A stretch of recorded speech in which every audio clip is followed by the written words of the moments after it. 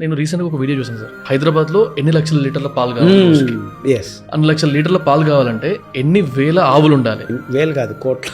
అదే నిజంగానే అడల్ట్రేషన్ అనేది ఆ రేంజ్ లో వెళ్తుంది అంటే అసలు ఫ్యూచర్ ఎలా ఉండబోతుంది? ఇది ఇలాగే కంటిన్యూ అవుతాయి? ఫ్యూచర్ ఎలా ఉండబోతుంది? మనిషి వీర్య కణాలు మాయమైపోతాయి. 120 మిలియన్ స్పర్మ్ కౌంట్ ఉండాల్సింది ఇప్పుడు 25 మిలియన్స్ దాదాపుగా దగ్గరికి దిగిపోయింది. ఆ ఉన్న వీర్య కణాలు ఆరోగ్యకరంగా లేవు. దానికి సాక్ష్యం 8% మెంటల్లీ రిటార్డెడ్ కిడ్స్ పుడుతున్నారు. 8% ADHD అంటున్నారు, attention deficit hyper active disease. ఇంకా 8 మందికి హృదయంలో రంధ్రం పెట్టుకొని పుడుతున్నారు. ఇంకా మీరు అమెరికా, యూరోప్ దేశాల గతి చూస్తే పిల్లలు పుట్టడమే లేదు.